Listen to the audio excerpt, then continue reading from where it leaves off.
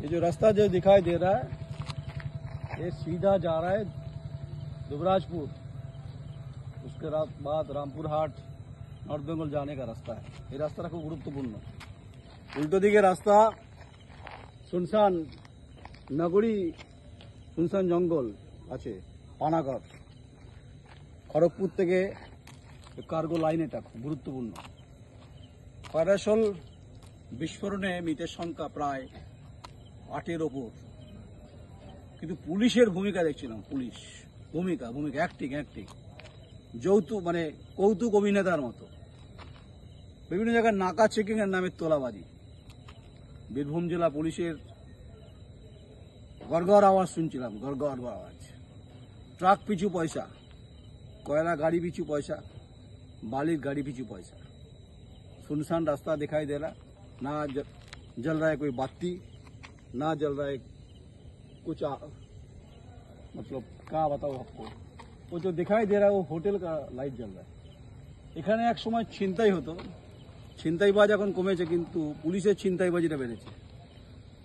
অভিযোগ এখানে পাথর খাদান থেকে যে পাচার হয়, এখানকার মাতব্বর তালেবান নেতা আছে, কোটি কোটি টাকার সরকারের রাজস্ব লুট করতে সহযোগিতা করছে এখানকার তালেবানরা। নাম যারা হচ্ছে শাসক দলের। বড় বড় কথা, পুলিশকে বাড়তে সাহায্য করেছে শাসক দল। অভিযোগ দুবরাজপুর থানা, চলে যান আপনি পানাগড়, চলে যান রামপুরহাট, মোড়ে মোড়ে দেখবেন চাঁদা, হাতে উন্নয়ন। সরকার যেন মনে হচ্ছে খুব আর্থিক দৈন্যতায় ভুগছে। এরা বেতন পায়, তো বেতন তো পায় বীরভূম জেলার পুলিশ, তাহলে হাত কেন পাতে? রাস্তা তো জাতীয় সড়ক, আটকাওয়ার অধিকার নেই। হ্যাঁ, পুলিশ পুজো চলছে বলে রাস্তায় নাকা চেকিং চলছে, কিন্তু এটা ভয়ঙ্কর। रास्ता दिखाते बोलो मनसाब आलम के। ये जो रास्ता जो दिखाई दे रहा है दूर में, जो दिखाई दे रहा है वो गाड़ी आ रहा है, मगर आज से 20 साल पहले जहाँ पर बात है वो छोड़ दीजिए। अभी যে জায়গায় দাঁড়িয়ে কথা বলছি এটা হচ্ছে রে অপরাধীদের স্বর্গরাজ্য মুক্তাঞ্চল বললে কম বলা হবে না। ময়ূরাক্ষীর বালি বলুন, অজয়ের বালি বলুন, পাথর খাদান বলুন, খয়রাশোল বলুন, দেউচা পাচামি হয়নি, হবে। ক্যাসারি বিভিন্নভাবে অসমান্তরাল অর্থনীতি এখানে বেলাগামভাবে চলছে। মুখ্যমন্ত্রী জানেন না? এই প্রশ্ন এখানকার মানুষ সবাই করছে। আর পুলিশের নখ দাঁতহীন কঙ্কারসার চেহারা দেখলে ভয় পেয়ে যাবে। দিনের পুলিশ এক, রাতের বীরভূমে পুলিশ আরো ভয়ঙ্কর, যেটা ফেস করলাম। আই অলরেডি ফেস কয়রাশোল থেকে ফেরার অভিজ্ঞতা, এটা আপনি শেয়ার জানি ভালো লাগবে না। আমার এই কথা শাসক দলের খারাপ লাগে। আমি পাথর খাদান, কয়লা খাদান, বালিচুর, সেই সমস্ত ময়ূরাক্ষী সমস্ত জায়গায় পয়েন্টে পয়েন্টে পুলিশের স্বতঃপ্রণোদিত উদ্যোগ, পয়সা তোলার লাঠি দেখলাম। এটা বললে শুনলে যদি খারাপ লাগে, কিছু করার নেই। আপনাদের পিঠের চামড়া খুব মোটা। বেঙ্গল ভিউতে আমি নয়ন রায়, এই নতুন যাত্রায় এটাকে শুরু করেছি, কিন্তু আমাদের মেরুদণ্ড সোজা। তাই রক্তপাতহীন যেমন নির্বাচনের দাবি করি না আমরা বলছি আমাদের মেরুদণ্ড সোজা।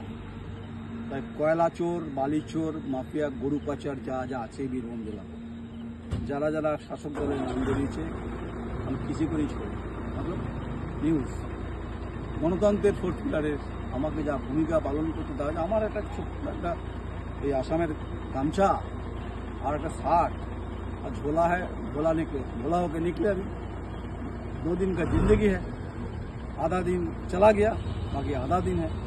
जो आधा दिन रह गया कुछ करके तो दिखाए।